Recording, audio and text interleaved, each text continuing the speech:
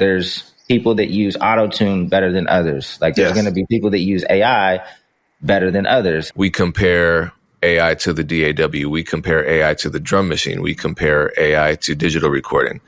Mm-hmm. The difference, the fundamental differences between all of those things are 1, human input, and 2, consent.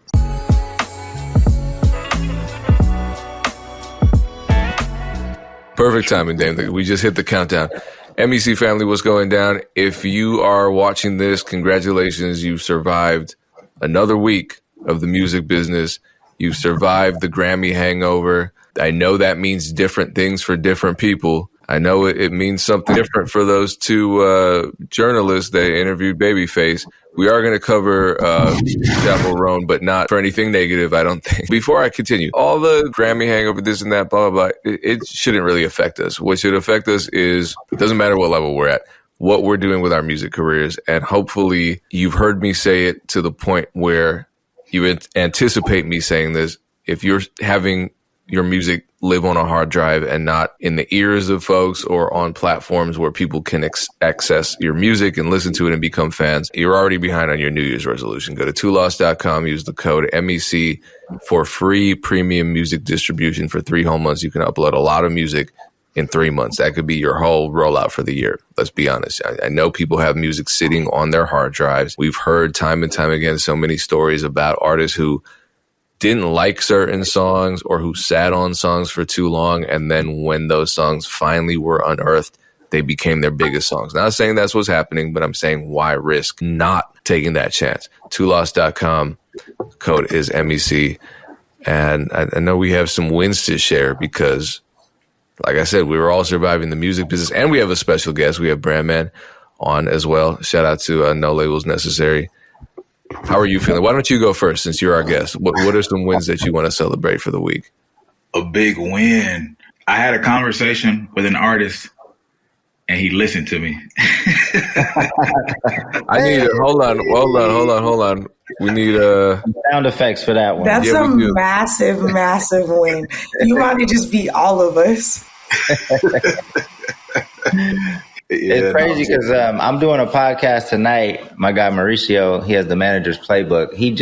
I think he just posted this. I don't know if it was him or somebody else. Essentially, like, artists want a manager, but they don't really want a manager that tells them what to do or gives them suggestions. They just want somebody in that role, and typically somebody that co-signs everything that they're already thinking. And just hands them bags of money for nothing. Yeah. That's a hell of a win. Erinn, what you got for us? I was going to talk about like something with my mindset, but I forgot one of my clients won a Grammy this week. So I guess that's a win as well. Yeah, I work with a gospel artist named Doe Jones, and she put out an album that she released in the CCM category, which is like, unfortunately, there's like white Christian music and black Christian music. So there's the gospel Grammys, and then there's the CCM, which is contemporary Christian music. And she won the CCM Grammy. So shout out to Doe. Really proud of you and the whole team. This is the second Grammy I've been a part of team-wise, and this is her 8th nomination over the last 3 years. So she's not a brand new artist, but as far as a solo artist, she's pretty new. She's in her 30s. We're friends, and it's cool to work on a team of people who are thinking progressively and moving and shaking, and I really like her music. I listened to her before I worked with her, and I didn't realize that she was a Christian artist because she came up on one of my R&B playlists, and then I ended up meeting her at the Stellar Awards, and it was a whole thing. So it's been years in the making, but I've been working with her for about a year and a half, and just really grateful for the progress that the team has seen. So shout out to her. I'm not taking credit for it. I'm just grateful to be a part of the team, and grateful for what she experienced. So yeah. Nice. Payne, what about you? What you got this week? I survived a double booking. Neither of them were inside of my comfort zone, but they were both, I'd say, fairly successful. And in between those two DJ sets, I remember I visited my parents, and my mom said, the last time you did this, you told me if I ever saw you booking yourself twice in one night to slap the shit out of you. And I was like, yeah, I did say that, but and it was a positive experience. Get both those checks. Okay. What do I got? In the past week, we did Game from the Guys in LA. That was a success. A lot of people pulled up. Shout out to Loss and Beat Bread for sponsoring the event. La Russell pulled up, dropped some gems. A lot of folks pulled up. It was dope. So Game from the Guys was a success. I also had another event called Creative Currency. It was a private event where we brought together a lot of the top black creators here in LA. That was super successful. I'm excited to keep that one rolling here in LA and possibly bringing it to Atlanta. So, Sean, I'll let you know if we bring Creative Currency to Atlanta. For sure.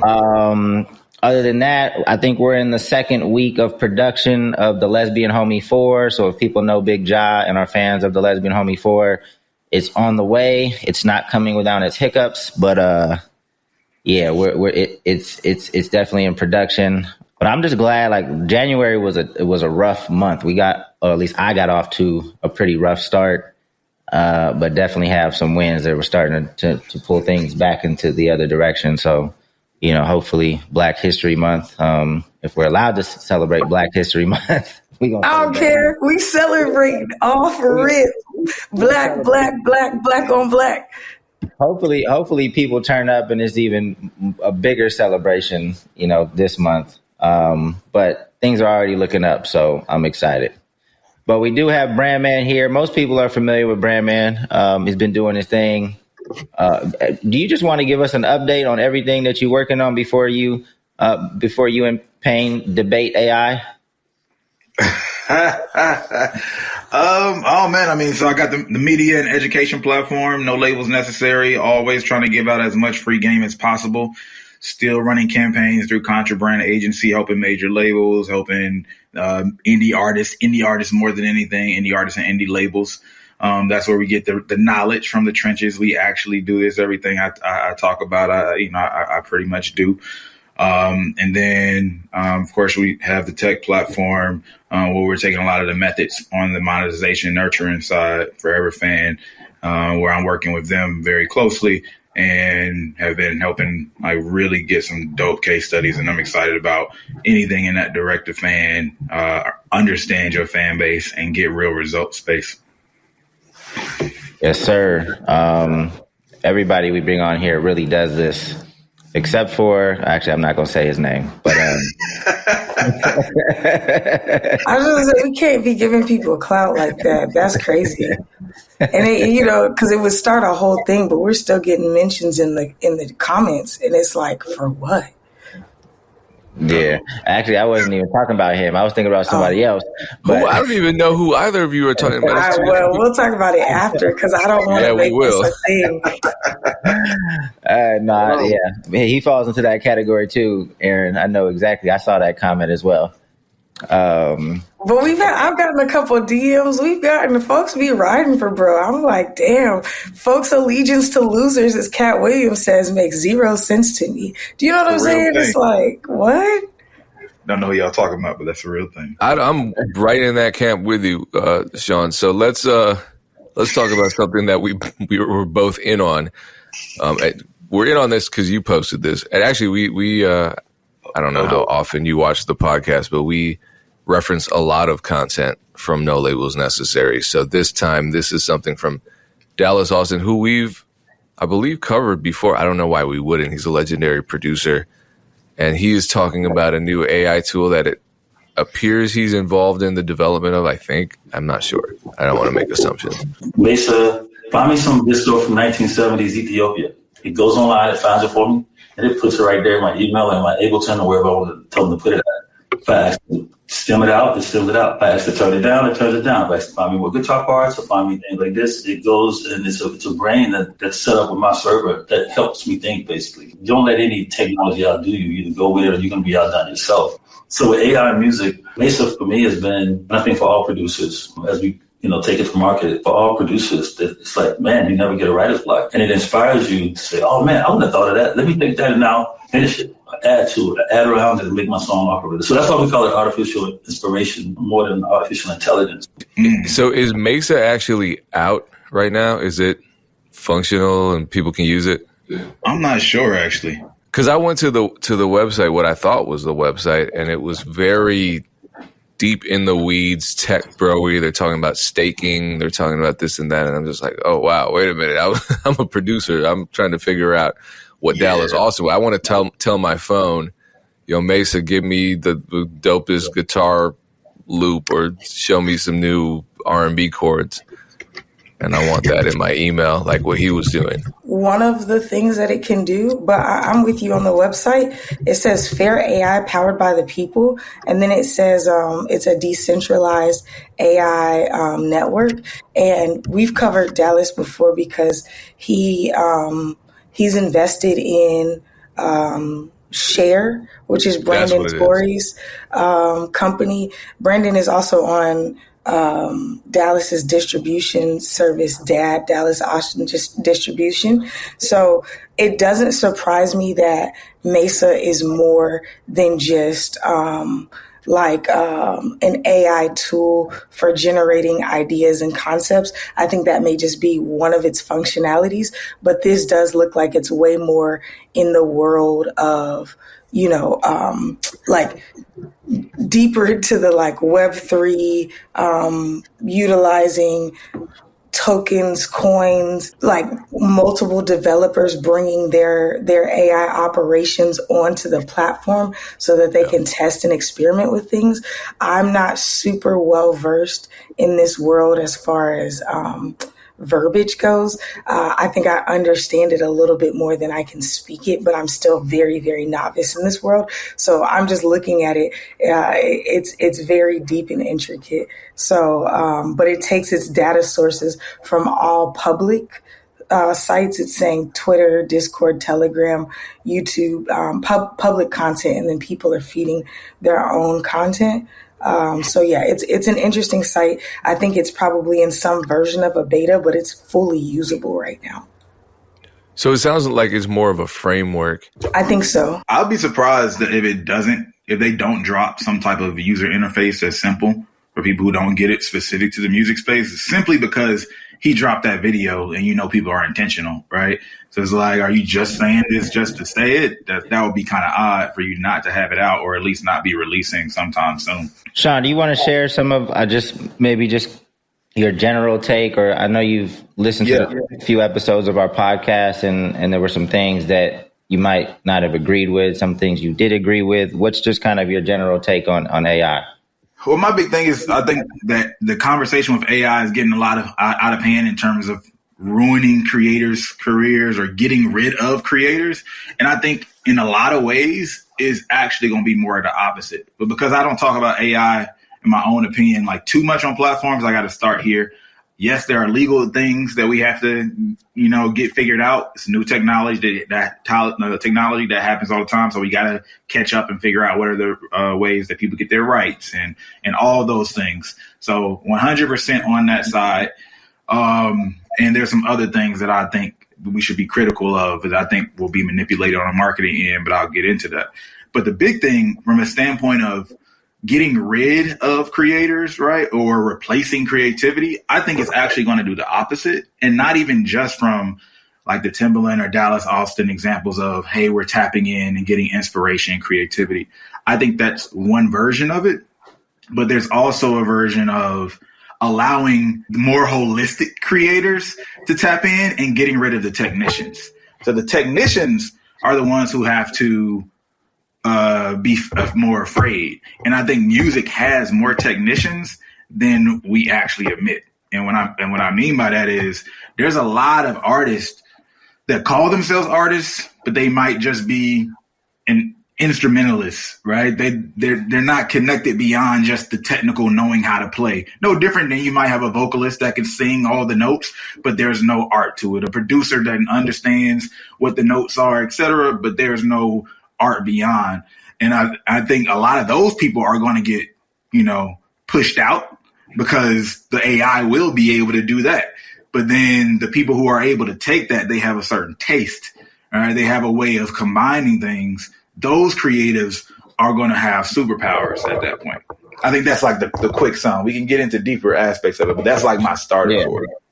Yeah, I think more people are calling themselves creators today than ever before. Even before AI, there are tools to make creation content creation, music creation just a lot easier. So I think there are definitely more people calling themselves creators today. And I think AI will only continue to increase that. Was there anything in particular that you heard on this podcast that you were like, because I don't think any of us have ever said it's not going to decrease the amount of creators, but it's definitely going to take some opportunities away. Right. So like, yes.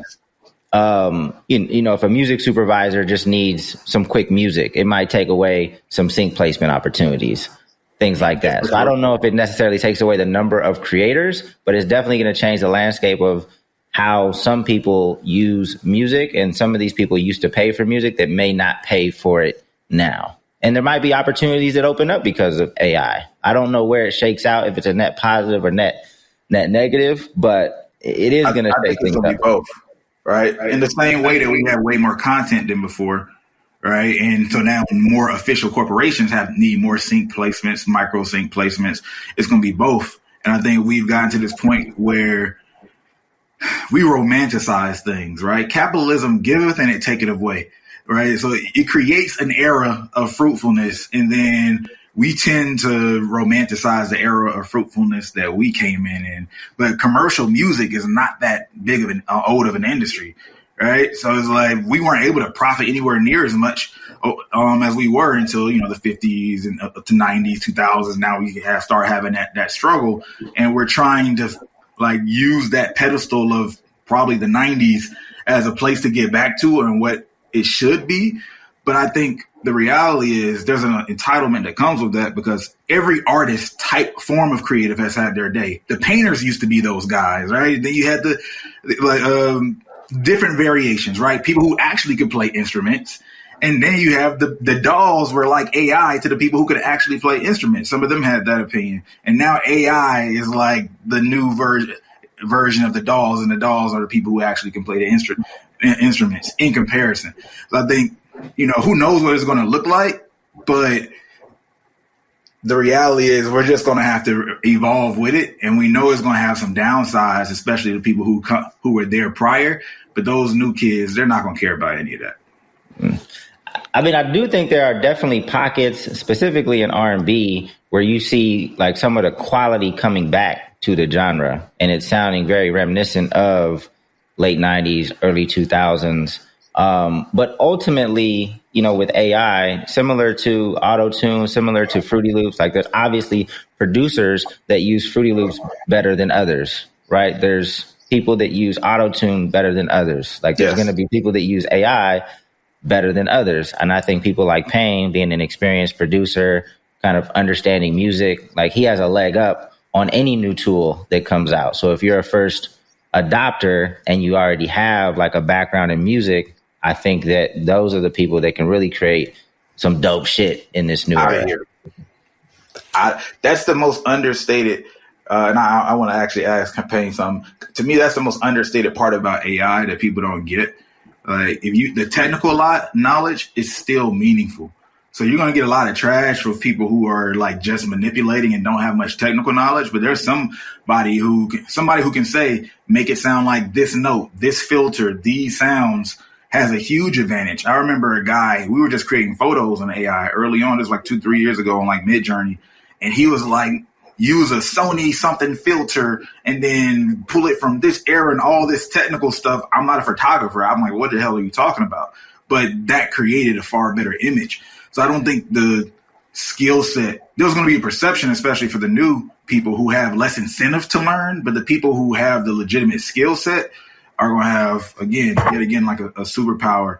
And all this AI is only going to help us spend less time to get to competence. So then you'll have people going across more verticals of creativity as well. Can I ask you, in reference to what you just said, though, when you started, you said you felt like it was going to get rid of technicians. I feel like what you just said about the expertise makes a case for the technicians. So maybe I'm not understanding who you're specifying when you say technicians. Yeah. Who are you saying are going to be more likely eliminated than the creatives, the true creatives, so to speak? Technicians without creativity, right? There's some people who are just strictly technician. They don't know have to use it. They don't know how to use it beyond their technical aspect. Like, could you give just some examples? Like a corporate marketer. A corporate marketer? Yeah, if you think of like, do they even have jobs right now, though? Huh? Do they have jobs right now, though? Yeah, they do to a degree. I'm just saying where there's in anything we know that there's levels to it, right? So imagine this, right? At one point you have the cellist, right? The violinist, the flautist, I think it is. But like those are the people. And then you have the conductor of the symphony who knows how to put all those elements together. It's like a Kanye, right? A Quincy Jones, right? Those people are going to have more power. And even the people who haven't had the ability to get there just because of limited resources, they have the ability to put these things together. Now they're going to be able to do a very similar effect. So becoming a Kanye or Quincy Jones, which typically would take a lot of resources because you have to have the clout to pull all these things together, is now going to be more accessible from a talent standpoint. But I think I know where Erin's going with it. But like how many technicians in the music space are like crushing? I feel like you need to be more than a technician, unless you are, part of a band that does really well. You're part of Bruno's Mars band or something like that. Mm-hmm. It sounds like, technicians are probably struggling right now. Many of them are 100%. 100%. Yeah. But when we got to realize who are we talking to? A lot of times on these platforms, a lot of them are having those complaints. No different than the artists who don't have a vision for their music beyond the music. They don't even have a visual that comes to mind, right? They need a team to do everything outside of recording the specific song. Right. So people with those limitations where you just have one pocket and can't blend artistically across multiple, whatever your pocket is, I'm just saying that you're going to have harder competition against the people who are able to see and blend and have really good taste. This just is what it is. So was it the general tone of our conversation was doom and gloom, or was there something specific that some doom and gloom? I want to ask Payne something specifically, and I have no ties to this company or situation, like the Suno conversation. Outside of that CEO statement, that specific statement, which I think is still worth talking about. Do you have anything against that company or similar companies? And if so, what is it? Yeah, and I've made content about that. I was an early adopter of AI, and Google's AI was kind of the first accessible music generation that I ever used. And we were using it until we started hearing producer tags on the outputs. And then Ben Jordan exposed the same when it came to Suno and other generative AI platforms. And there aren't very many generative AI platforms that do what Suno does. But when Suno was outputting Honorable C Notes tag, Day Trips tag, who else's tag, Future's voice, Beyonce's voice. I mean, it is Black History Month, so let's be real. A lot of it is being taken from Black creators. Yeah. When they're outputting all of these things, when it's a producer tag, it's a very clear infringement case because that's copyright infringement. That's a sound recording. That's a trademark. So there you go. There are two types of legal infringement. And then when it comes to the likeness, if it's Future's voice, if it's Beyonce's voice, then that violates the Elvis Presley Act, which is a pretty relatively new law, but it protects artists from non-consensual AI exploitation. My concern is always when these conversations come up, we compare AI to the DAW, we compare AI to the drum machine, we compare AI to digital recording. Mm-hmm. The fundamental differences between all of those things are one, human input, and two, consent. And I think those are humongous differences. Those are hills that I personally can't get over, which is not to say that there aren't AI companies out there. For example, the Dallas Austin company, their slogan was fair, and I don't know what it was, but it sounded like it was community based and it wasn't necessarily generative. It was just a framework to assist creatives. And pursuing their creativity. And like you said, Sean, just kind of eliminating a lot of the kind of mindless tasks that block us from getting to our actual creative goals. And I've partnered with Lemonade, for example, after lengthy conversations with them about ethics and equity and input and licensing. So there are tons of AI platforms and companies out there that absolutely, I think, are pushing forward when it comes to the technology, but they're doing it in an ethical and assistive sort of way, not a sort of unethical, kind of colonial perspective, the way that, for example, I don't know if this is just a example to kind of put things in a different context rather than music, but the Fantastic Four official advertising campaign was all AI photos, and people were responding terribly to it. It was AI generated art, and people were catching all the imperfections and just the, people's hands look like this, and there were face clones. And it was interesting to see the reaction from fans to that campaign. I mean, it was very clearly AI. You could tell. And I think at some point in the not so distant future, we're not going to be able to distinguish AI from non-AI. But for now, we can. And in that case, there absolutely was a graphic designer or a photographer or an arts director who was replaced, who could have gotten paid by that studio and who wasn't, because somebody decided they wanted to try AI to generate the visuals for this promotion. And I think, as you said, Sean, there's no accounting for taste. Absolutely. And people are catching it in music, and people are catching it in visual arts. That's not to say that every time we use those generative AI platforms, we're not training it to get better and eventually become more effective at that replacement. Do you think that the company was just testing it and they knew it was going to be an issue? Maybe even a part of some marketing, or I don't know, because I would imagine that they have enough people reviewing it to see that there's issues. I haven't seen the campaign, but was it just super obvious that it was? It kind of looked as though somebody who sort of knew, I guess what you would call a technician, right? Someone who knows the technical elements of graphic design, but not the creative elements or the taste and the curation that someone who is, I guess, for lack of a better term, truly an artist would have.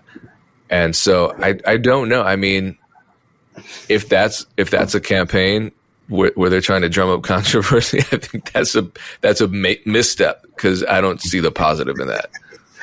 Yeah, no, I get it. So your biggest things are all around ethics, just to be clear, when it comes to because ethics would entail morals and legalities, and at this point, I feel like it's pretty clear that certain platforms, you asked me about Suno specifically, they're violating both. And I know you didn't want to contextualize the conversation within the conversation that the CEO had, but I think it's telling that he tripled down on his statement that music isn't fun to create because it's difficult to learn. And so I think that's telling. Yeah. I mean, I do agree. That's creating a problem that doesn't exist, at least, and in mass, just to position yourself to solve it.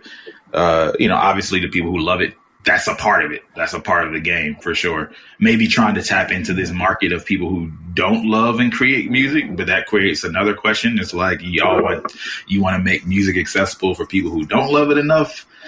I don't know. But then is we talking about an old head conversation of, hey, I had to walk 4 miles to school and up the mountain, and you can do it easily. So I think that's the conversation that humanity in general, and technology often collides with. I think that,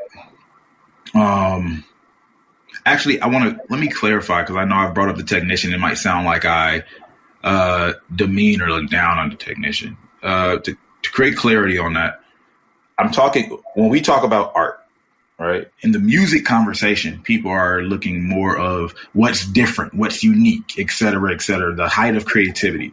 So that's the that's when the technician isn't at its peak, right, in terms of what they're able to provide or impact in terms of the new creative art and what everybody tends to talk about in our space. However, like there's plenty of space and value in technicians, like, even if you look at it and reverse the context. If I am a Quincy Jones or a Michael Jackson or anybody who was like, yeah, I want to show me the best designer in the world, show me the best this in the world, you know, and now let me use them because I want to tap into what they have. Or wait, who played that? Whose voice is that? So they're still going to be valuable in their own way.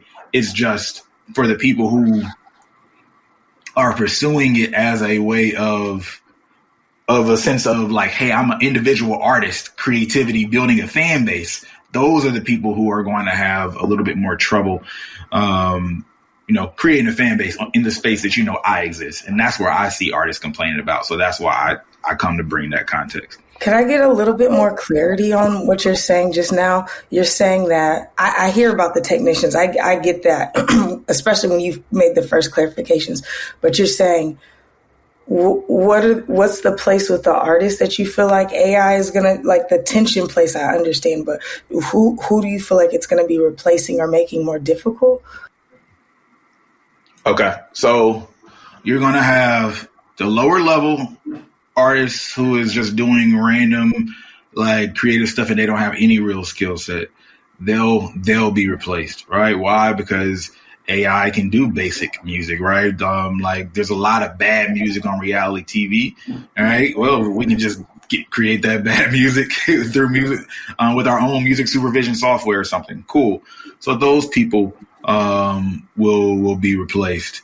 Then there's going to be some artists that have some really good music, but they don't have a strong creative leaning outside of it. They're going to have a way harder time. I can't tell you how many artists I talk to that is like, all right, I have a song and all right, cool. So what are you thinking for the visual? I don't know. Like they need a videographer, photographer, a designer, the style. Somebody else has to put the taste on them. They don't even know how to represent themselves to the world.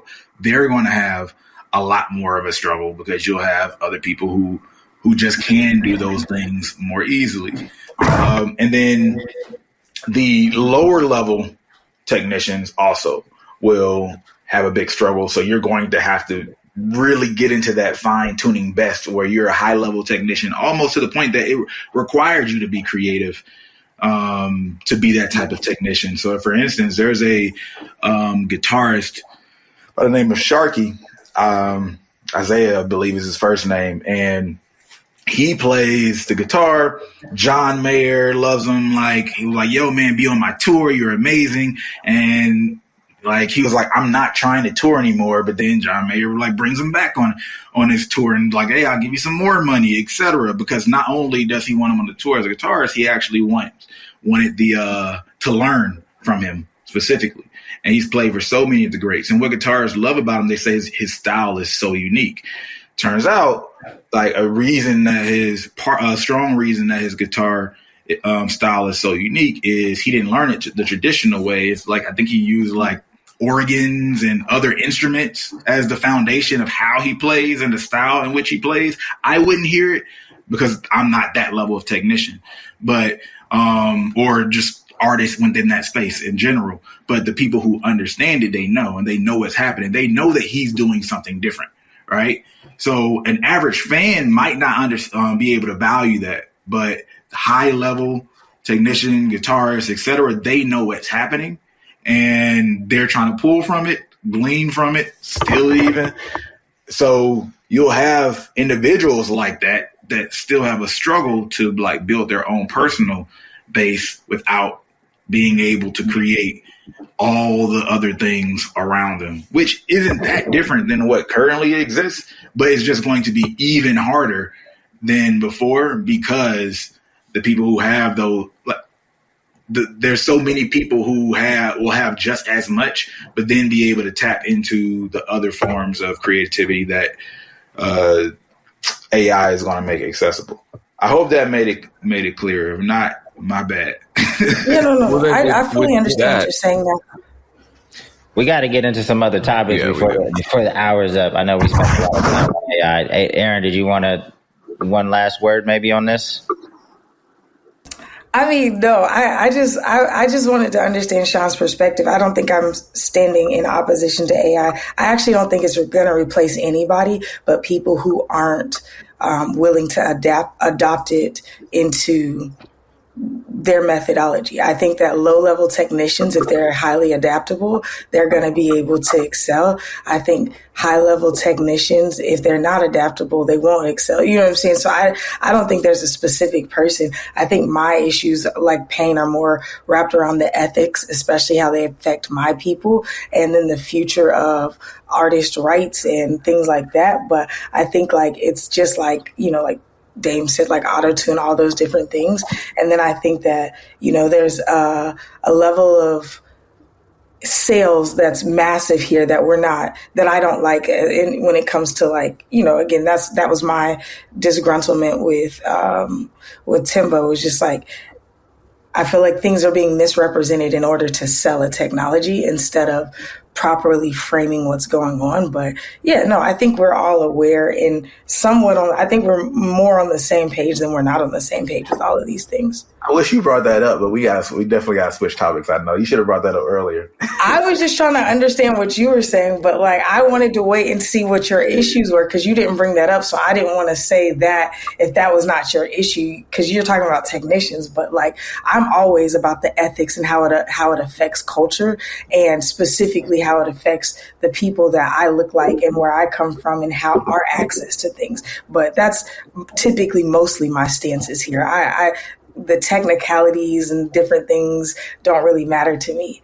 Cool. All right, well, Payne, let's go into the touring video. I believe the young lady is Kate Nash. She's talking about the difficulties touring these days or making money from touring. How much money I'm really losing on North American tour is about 50 grand, like maybe more. I had a UK tour where I'm hoping to make nothing, and then a European tour where I'm going to set to lose about 10 grand. And I'm selling out shows and like playing really decent sized venues, but it doesn't cover the costs. And oftentimes artists are in a position where you're like spending money to just make the shows happen. Yeah. And you're kind of fingers crossed we get into zero and not in the red. And I think that's a disgrace. Jeez. I pride myself on never losing money on a tour ever. Like, we've never lost money on a tour. But it has also probably caused more strain with some of the artists because they wanted to do things that weren't in the budget, right? Especially if this young lady says she's selling out shows, she knows, she has a better idea of how much money she's going to make. So whoever's budgeting her tour should be mindful of the cost. And if she wants to travel a certain way to fit into that budget, you know, that's a conversation that needs to be had, and let her know up front, like, hey, you know, you can make this much money if you travel like this, and you take these people out of the crew, and you downgrade from a 4-star hotel to a 1 or a 2, or you downgrade from a bus to a van. You have to have these conversations with the artist ahead of time, especially if there should be no reason that you lose money if you're selling out shows, unless you are purposely investing into that show to create an experience that you want people to come back to. But you know ahead of time that this is an investment in my brand, in the story that I'm trying to tell via shows. And I know that I'm going to lose money because I'm trying to create an experience that's, you know, beyond what I can afford at the moment. But that's okay because it's an investment and I want people to come back, because right now I'm playing a venue that's 400 cap. I'm going to sell that out, but the experience is going to be so amazing that the next time I come back, it's going to be 1,000 cap or 2,000. And I'm pretty confident I'm going to sell that out. So that to me is my take on tour. I don't know. Obviously, you guys are going to have your perspective on what this young lady. I'm not familiar. I wasn't familiar. Were you guys familiar with Kate Nash? I wasn't. Yeah, she's dope. It's just, is there a touring donut hole, you know, where on the outer ring, it's the major artists that are just getting $1 million per tour, so you know they're not losing money. And then on the inner ring, there are other artists that are so small that their tours are just affordable and they can make it work, so that even if they're making, you know, $500 a night, but like then there are people like Kate Nash who just fall in the hole because they're kind of in between. Yeah, well, number one, I think it's tough to tour. It's tough to get to a place where people want to buy a ticket to come to your show. We talked about this many times before on this podcast. Like, to get people to come to a show, one, they tack on these fees that are ridiculous. So a $10 ticket becomes a $30 ticket. Then you probably have to pay to park. However you're going to transportation there. If you got kids, you might have to get a babysitter. Like, so to have that level of fandom and to get, if it's a 200 cap room, to get 200 people to invest, it's hard to get to that point. And I think a lot of artists want to tour before they're ready, right? We didn't tour until I knew there was a demand for it. And the demand was obvious from just online. And then we had promoters reaching out to us because people in their city were asking to bring us to their city. So we knew we didn't just plan a tour and just rush out there blindly. We knew the demand was there. I think a lot of artists, not Kate Nash, obviously, she's selling out shows, but I think a lot of artists think that touring is easier than it is. And they want to get out there before they have demand because they think they have, they got 1,000 monthly listeners in LA. So they think they can sell out 1,000 cap venue when in reality, the conversion is probably, it's different for every artist. But Sean, what would your guess be? Maybe like 5%, not even that, maybe 2-3% of your monthly listeners in that city. I don't know what it is, but it's low. Yeah, it's something like that. Because you have to deal with logistics and on top of whether they're willing to go. Like you're talking about babysitters. Am I off of work today? There's a lot of factors that really come into play. I think that something that people talked about shortly, but just not enough, is the rising cost of inflation. All right, how that has impacted tours. The pandemic created a huge space where just supply chains and the way things impacted them, even like the way people had their stages changed drastically. Where I forgot, I think it was Lorde. She dropped an article where she had to switch everything. Just in short, she had to switch everything where she basically went from winning and making money to loss just from that alone. I don't know what all the factors are in the logistic and why it changed so drastically because I haven't looked into it. But there's something that's happened, particularly since 2020, that has made tours less profitable and harder on those mid-tier artists do we consider Lorde mid-tier? Lorde's pretty big. But artists who aren't Beyonce, like Payne was alluding to, right? You got those obvious and they're going to make money, and then you have those lower and it's just expensive. It's affordable, but hey, this is good money for us. That mid-tier is really suffering. And a lot of times we see the middle class across many verticals suffer in moments like this. And I think this is one of those times. I guess that's a good point because every time I've been on tour, it was hell, but I stopped touring, I think in 2019, like right before the pandemic hit, and I haven't done a tour since. And it was, as hellish as it was and as many nights as we didn't make shit because some promoter was an asshole and ignored the contract that he had signed, or merch sales were particularly low in one market, we still came home with money in our pockets. We may have hated our lives. I would sleep for 2 weeks. I not sleep for 2 weeks, but I wouldn't do anything for 2 weeks. I didn't want to see anyone, nothing. But I had money.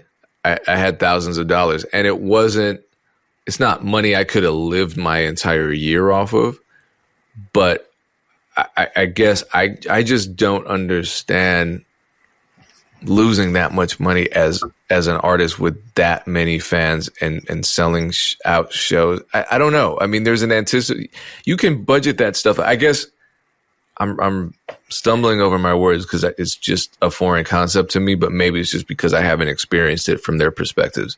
Here's a couple things to consider. The person that has the clout, but then the clout declines or tapers off, but you still have to maintain some image. Part of that is a thing, right? So the production value of your show is higher than someone who's bringing out what you're bringing out or what your money is doing at the moment. And then there's also for many of those artists, because Kate Nash is a little bit more like established. She's been established for a minute, right? Yes. Yeah. It's like she came out when I was in high school. So that's what I thought. She's been around a good minute. So a lot of these artists are so indoctrinated into the traditional system where they've gotten higher with the cost. We know with some of these ticketing companies and things like that, where they're cutting into things without them knowing, versus a more indie route where the way some indies are scheduling shows completely outside of that system, right? So the money is a lot cleaner and straightforward versus there's things being hedged off, costs that are being, exaggerated. There's a lot of other things, and it's hard to have that checks and balances if you're not, let's say, a Beyonce or somebody who could then have people watching those people, right? So I think a lot of them people are getting taken advantage of, where outside of the rising costs and things, I think there's a reality of some of those people just being taken advantage of within the system. Yeah, you gotta have a great tour manager when you are on the road, because these venues and these promoters definitely try to get you for everything. They'll inflate the cost of everything, and you got to have somebody that kind of knows, how to calculate the back end, if there's back end as part of the deal, and what costs were supposed to go into it, so that you can get the money that's owed to you. But the other thing is, if you're a newer artist and you think you want to tour, like I said that we never lost money, and we didn't, but the way we toured in the beginning was grueling. I literally probably wore 4 or 5 different hats. Like I drove, I was the tour manager, I sold the merch, I was getting guys what they need, the water, it basically did everything, because there was just 4 of us, and sometimes just 3 of us. Sometimes it was just me, Hop, and my brother. And then, when DJ Hoppa started traveling with us, there was 4 of us. So it definitely didn't look glamorous. It might have been 2 rooms, this ain't, and it wasn't, Marriott or anything like that. It was like Travel Lodge and, spots like that. So it definitely wasn't glamorous, but I felt like because we didn't have any booking agents reaching out to us, I felt like we had to make it happen, to show people that we can put, actual people in these rooms. It's tough. I think, Sean, you've hit on a lot of good points, and Dame as well. I think the growing cost of touring is for sure a big factor here. And then again, the middle class, the middle tier, it's the same wealth gap that we're seeing in America. It's like the middle class artist is going to be pretty much non-existent. You're either going to be an internet artist, a completely indie artist, or you're going to be doing like Beyonce, right? I will plug a course that I taught with Zoo Labs. It's for free on their website, even currently, and it's called I Wouldn't Tour If I Were You. I filmed it, I think, in 21 or 22, and it was me talking about the future of what I believe that tours are going to be for independent artists, because I'm looking at the growing costs. Because I toured for years on my own booking agency, was a tour manager, and I'm like, okay, especially after the pandemic, I just knew it was going to be insane. And so I talk about building an experience in a city, and then as that experience grows, duplicating it and essentially doing a residency. Who just announced a residency in their hometown for, I think, 10 or 15 dates? Bad Bunny. The biggest artist in the world right now is doing a residency in Puerto Rico. I think the first 5 dates are reserved for people who are from Puerto Rico and currently still live there. Do you know what I'm saying? And so it's like, even somebody as massive as him, I know that part of that is about him building the story around his artist, but 2, it's guaranteeing him a place to make money without the additional cost. There's a level of intimacy. There's a level of storytelling, which is what my whole course is about. It's a really short course. Again, it's free, and I talk you through this methodology.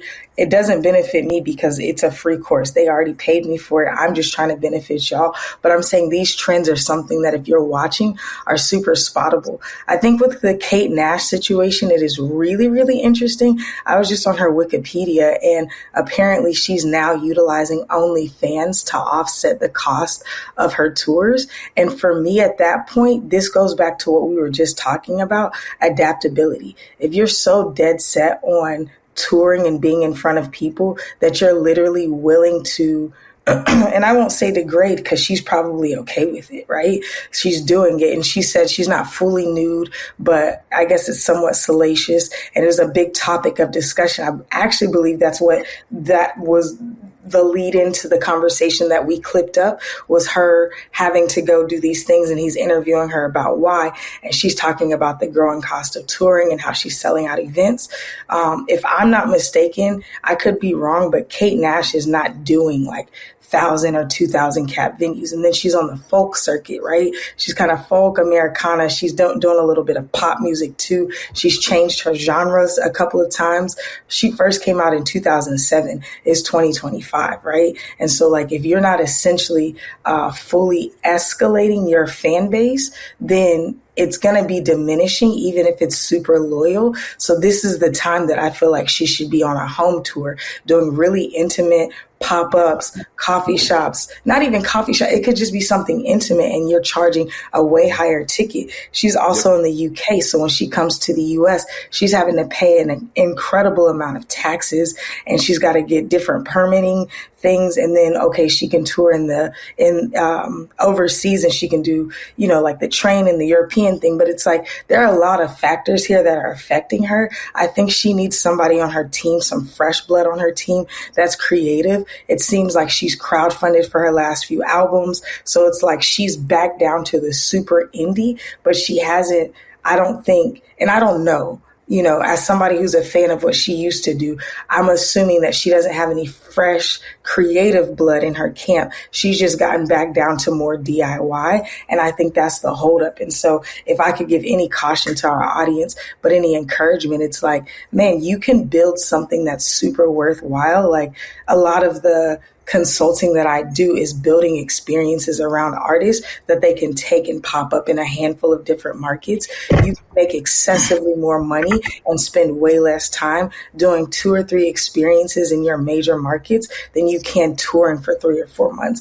Again, I've talked about it. I've done festivals and made more in one weekend than most people make in 4 months on touring. So I think if you have a fan base, you know how to build an experience. I'm not just saying putting a bunch of people on a lineup and calling it a festival. We had education moments. You could go play basketball with the artist, and then we were doing eating things. We had an after party, and then the festival music part was just one portion of the 4-day experience. So I think people got to get really creative. Touring is super expensive. I was on tour with McDonald's last year, and we did fly dates. We did 15 dates, but it was across 6 months, and they were more interested in flying us to those dates than driving because it was so expensive. So I think that you got to be really creative, and you have to understand that where you're at and where your position is in the market, and then where your community is willing to spend. If I could just add really shortly to that, I think people, please do not miss the experience aspect of what Erinn said. Done that to the same results because I started in events before I got into the actual this side of music, and taking that same thing, done it with artists, and many indies help making hundreds of thousands of dollars through experiences. Though that's a whole nother conversation. The thing that I want to take from that, though, because even when you talk about Kate Nash, crowdfunding, all those things sound super indie and innovative and creative. And I think what a certain portion of people are having a certain portion of people are having is they're using these more innovative marketing mechanisms, but they're still putting it into outdated infrastructure, right? So it's like, yeah, I did a crowdfund. Oh, that's cool. That's new. That's indie. But I'm doing it to do a traditional tour that's sucking me dry versus changing the infrastructure and rethinking what a tour is, because it's easy to think about how marketing evolves and the new platforms, et cetera. But people don't really think too much about, well, what does my new infrastructure need to look like? The last thing I'll say on this is ultimately, like, your touring strategy needs to align with like your business strategy and the story that you're trying to tell. Like, some people tour to make money on that tour. Some people tour.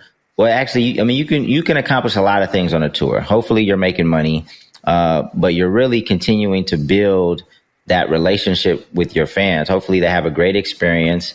You put on a hell of a show. and they love you even more than before the show started, right? And that ultimately increases the lifetime value of that fan because now they're that much more in love with what you're doing. But if you can get more creative while you're on the road, you know, meet and greets, maybe you do yoga sessions, whatever it is that you do, whatever you're known for, you can add that to the experience. And like I said, at the end of the day, like your fans are just that much more of diehard fans, and they're warriors in your community.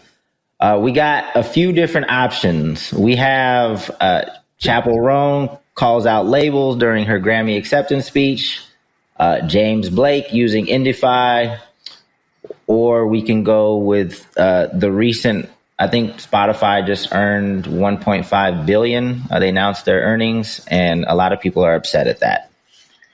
I feel like there's nowhere to go with the Spotify conversation. We talk about I definitely have comments about it, but we can punt that to next week.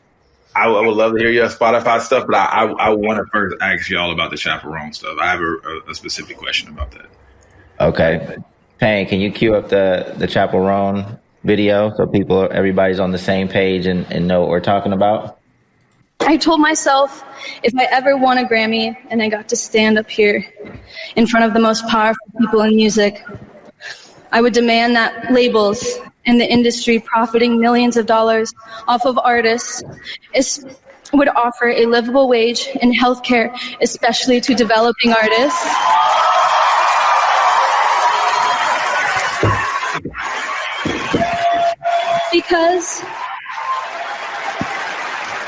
Because I got signed so young. I got signed as a minor, and when I got dropped, I had 0 job experience under my belt, and like most people, I had a difficult time finding a job in the pandemic and could not afford health insurance. It was so devastating to feel so committed to my art and feel so betrayed by the system and so dehumanized to not have health. And if my label would have prioritized artist health, I could have been provided care by a company I was giving everything to.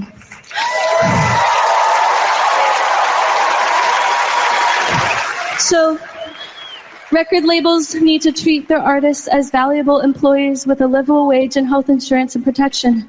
Labels, we got you, but do you got us? All right. I just have to ask y'all. Sean, the way I feel like you're about to go in right now. I don't want to go in. I want to get y'all's perspective on this more so.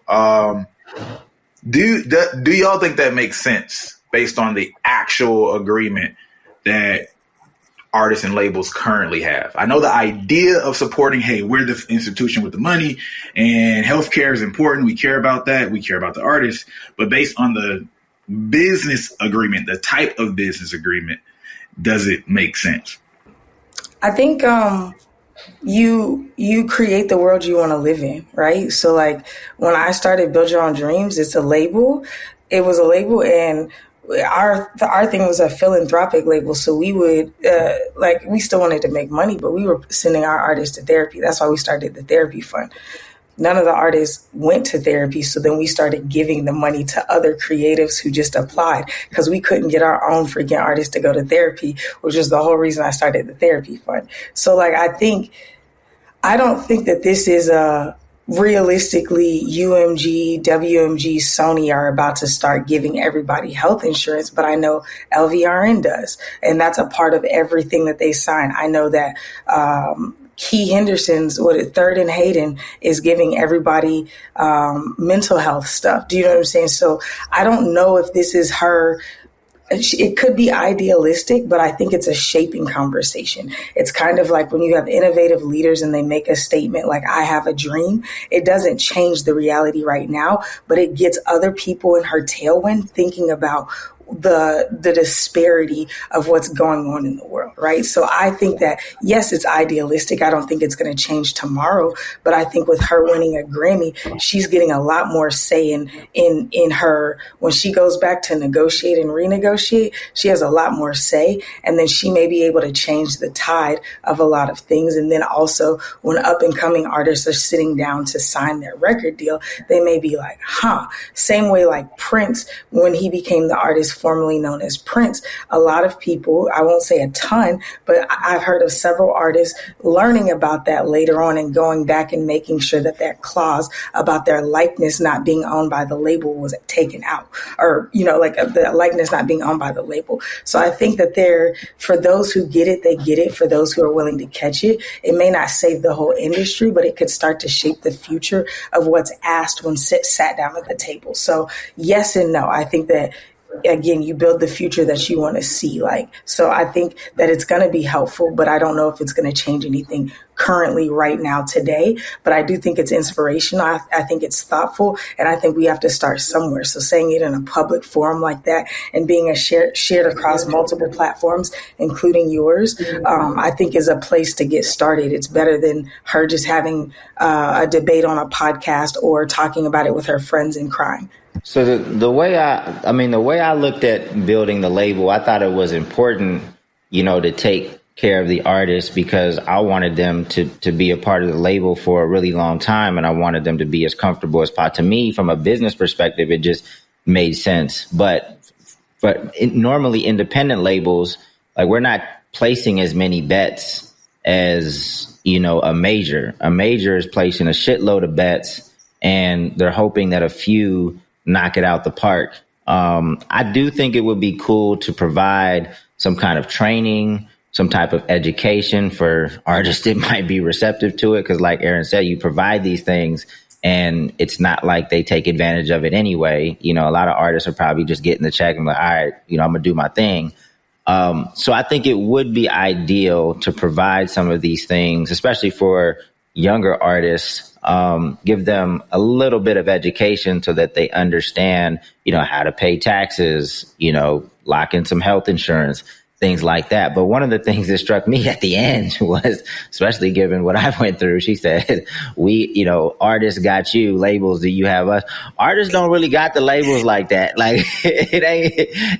even this, respectfully, and I get what she's doing, even this is her not having the label. And I think that it's more of, she's saying, we got y'all because we're creating the art that turns the cycle of the machine more than support. Do you know what I'm saying? But I'm like, the way that it sat in juxtaposition, I feel like, to what she's coming for her label on a massive stage and then says, do you have us? But I get it, because she's like, I'm making y'all a shit ton of money. Can y'all look out for us? So that's what it is. It's smart rhetoric. I don't think that artists have labels back. And I think it's the most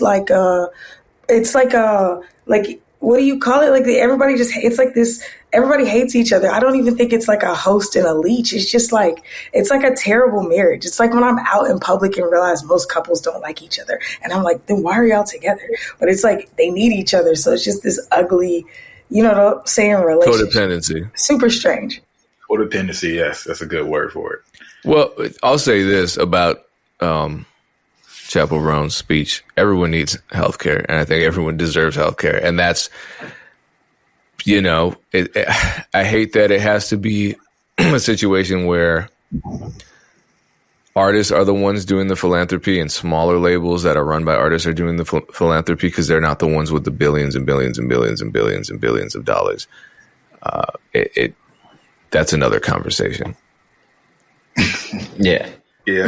Overseas though, like in Canada, if I'm not mistaken, SOCAN does health insurance policies. If I'm not mistaken, like SOCAN is like CSAC, BMI. It's a PRO, and then I think in the UK there's something. I can't. I'm not exactly sure what it is, but it's either you can get health insurance through them for like pennies on a dollar, or there's like a grant situation. So like, even though it's not on the labels there, that it has a trickle down effect on the independent scene as well, because you don't have to be signed to a label in order to benefit from it. You just have to be a registered songwriter and creator. And I think you have to have like either a minimum number of credits or a certain amount of income. And forgive me if I'm getting the districts wrong, but I'm pretty sure there's a couple of European countries that have it. And then if I'm not mistaken, Canada.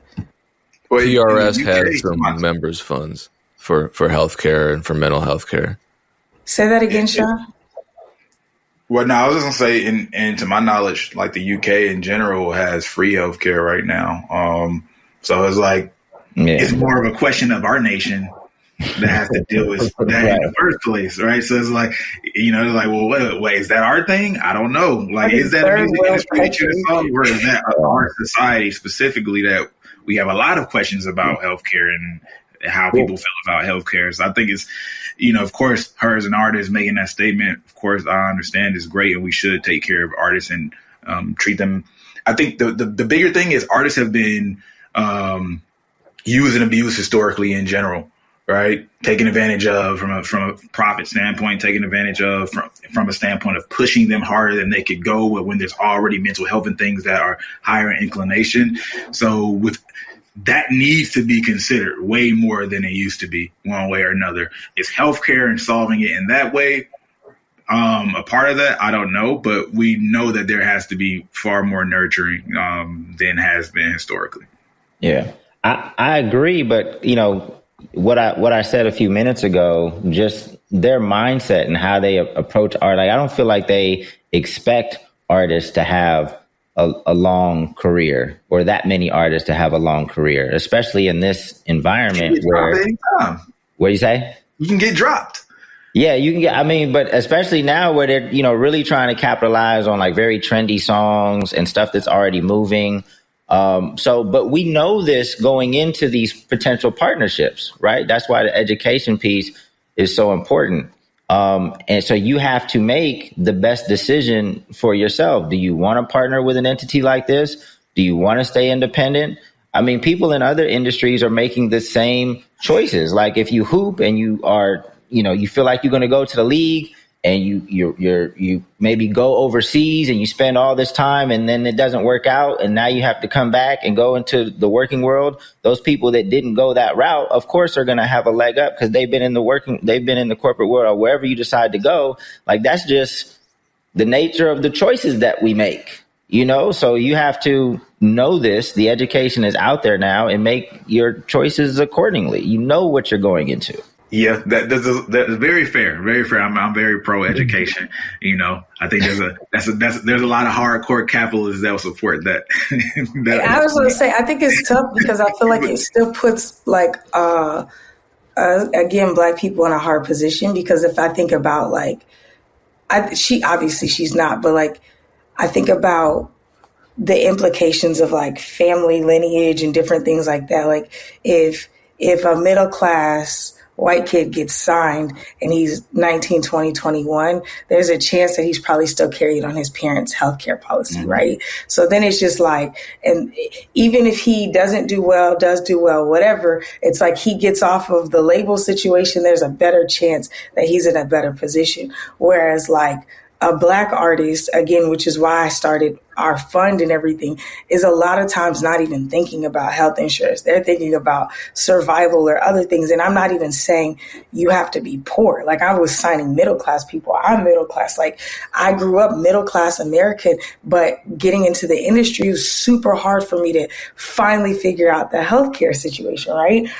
Shout out to a healthcare coalition here in Nashville. I got connected through one of my mentors, and I was able, as a music executive, because even though I am an exec, it was hard for me to find health insurance that was affordable to me, health insurance that I could utilize, like going to hospitals in different cities. Like, I had been on tour before, like messed up my shoulder, and then I was in another city and something else happened. I had to go see a doctor. It just was like, really difficult for me to find a solution that worked for me. And because of the nonprofit that I work with now, I've been working with them since 2020. Shout out to one of my mentors, Jim Bontuza. She hooked me up with them, right? And so now, like, even for me, I have really good insurance. I don't pay a ton of money for it. And it's been super helpful to me. That's a resource that came from relationships in my community. And I think about people who don't have, education, sure, but you can't just Google, where do I get insurance as a rapper? And it's going to give you like a conclusive, helpful thought process. I think like your label having a resource center or a resource guide or an opportunity, yes, like then I would say education, but I still think, I think it is a bigger conversation about like access here in America. Like we're cosplaying as a first world country, but really not that at all. I think that there's a lot of different implications there, but I think to put the full onus on the artist is tough, because even for somebody like me who is like educated and understanding and thoughtful and like was building multiple companies, it was still hard for me to get health insurance. Like I was in the middle of the pandemic, like losing my shit and like trying to figure out free resources to go to therapy and like making sure that I could go get COVID tests super regularly because I was filming a TV show with one of my artists. Do you know what I'm saying? And it was like we were getting tested every 3 days, but then we needed to go get a test on the 5th day outside of what the TV show was doing. So I think it's like, it's tough to put everything on the artist. So like I rock with her kind of putting a notice out, because maybe even the next TikTok sensation will sit down and be like, I'm 23 and super healthy. I've never thought about health insurance, but what happens if I get sick? Do you know what I'm saying? Like, I think even just her putting out the alarm or saying something makes it a statement for people coming behind her to benefit from the conversation, you know? I don't want to put the onus on the artist, but to me, that's like, this problem's not going to get solved like anytime soon. So if you do want health insurance, like it's got to be on you and your team to build this, or you have to sign with a label that takes better care of their artists. That to me, that's just, for artists that want a quicker solution, that's got to be it. I think we all love the idea of this in general. Right, ideal world, but here's where all that falls out the window for me. On the other side, we promote artists being businesses, independent businesses. So if I'm going into a business with another business, like we're doing some type of partnership, I'm not taking care of you and your employees, right? You handle your healthcare and all that stuff going on. So as much as we promote that partnership ideology, that doesn't fall in line with treat you like an employee who is, doing the W-2. I don't even remember what You hear the word she said, though. She said employees, which I was going to talk about, but I didn't want to take it in a whole nother direction. I think that even she may have a misunderstanding of the business. Maybe that was bad wording, but I agree. I didn't want to go into that because as it stands, I kind of agree with what she's saying. But I'm with you, Sean. I'm like, y'all aren't employees. Like, artists be trying to act like the label's not their daddy, but then they want them to be the daddy. And it's like, you got to pick a side, big dog. This is another reason why in past episodes, I'll be pushing back when artists say they're the CEOs. Like, this is another component of that. Like, you don't even understand the business at all, but you're the CEO. You got the little shirt that say CEO, like, and then it has the zeros, and like you wearing that every day. And it's like, bro, you're not a CEO. You don't even know how this business works. And any successful CEO in any other industry is going to know the business inside and out. It's going to know the competitors, the suppliers. It's going to know everything about the business. You make the music, think you're a CEO. I'm lost. All right, Payne, we can wrap this up. I think it's a longer episode, but definitely a dope episode, and definitely appreciate Sean joining us. You're going to have to come back from time to time, man. Appreciate the presence. First time caller, long time listener. I mean, same. You see us posting your clips all the time. Most of our topics come from stuff y'all are sharing. Sean, hey, I've been on the show before. Talk to you about the Timberland stuff. Yeah. Hey, I've more because when we started the MEC, there wasn't really that many people like doing what we do, and that was one of the reasons why I started the MEC. But since then, other platforms have built themselves. You guys have definitely built a great audience. And I just think it's dope that there's a lot more resources out there for artists, because definitely when I started the label in 2008, I didn't know where to turn. I do think that the music business education space has gotten weird, and there's a lot of people that are posting shit that ain't helpful. I mean, even I reached out to Sean when they were posting stuff about, about crediting and things like that. I just feel like we need to hold ourselves to a certain standard. I was just about to post on, what's that cat's name? Demiza or whatever. He's doing a lot of weird stuff right now. Not a fan. Not a fan at all, man. I just think, are you a content creator? Or are you an educator? And that line gets blurred, because I think we can be both, but we got to protect the integrity of what we're saying. If you start thinking like, how can I get more clicks? Oh, I can leave this information out because it's going to sound more, and I can make it more hyperbolic. You're losing some of the education, and people are not getting the full understanding of what it is. You're leaving crucial information out just so that the headline can hit harder. And that's what I don't rock with. I think the line, and I'm not saying that if you getting money, don't get money, but I think the line for a lot of us is like, all of us sitting on this call make our living outside of the content. Now, the content definitely, it helps us, right? But this is not our full-time joint. If you kind of look at some of these other people, and that's no disrespect to anybody who's doing it full-time, because get it how you live it, and if it's working, it's working. But when people are making content for a living, talking about the music industry versus working in the music industry or entertainment industry, and then taking that experience and talking about it, you can see the clear delineation in clickbait, in scandalous conversations, in unique things. And again, if this is a part of your money strategy, perfect. But if it's your only source of income or your main source of income, I feel like a lot of people start to make a lot of cheap calls for the sake of the clicks. You know what I'm saying? A lot of concessions.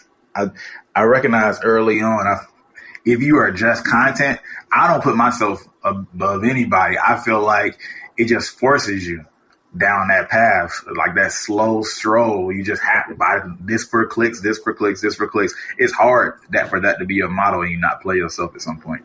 So, but y'all do a great job at, like, against y'all's own best interest. Sometimes y'all will have just like regular, real conversations and not like do it for the clicks. I think folks be bored. They're like, damn, they really talking about business. Damn. Yeah. So I appreciate y'all for that. Somebody got to do it, and I'm not going to do it as much as y'all. All right, Payne, wrap us up. All right. Well, because we don't make super clickable, clickbaity micro content, and we don't steal other people's content and monetize it, ways you can support us include sharing these episodes, leaving a comment, and also signing up for free music distribution on 2lost.com. Use the code MEC. And that's a symbiotic situation because it helps you as well. It gives you free music distribution. You can monetize your music. You can grow your fan base. You can increase your listenership. 2lost.com. The code is MEC. And next week, we've kind of teased out some of the topics. So next week is going to be a crazy episode as well. Looking forward to that. Especially the Spotify thing, because I feel like I don't know. I think we're going to be on different pages on that one. Oh, the Spotify earnings call. Yeah. That's inspired by a Wendy Day post. Shout out Wendy Day. So we'll catch you on that episode. Appreciate you tuning in. Peace.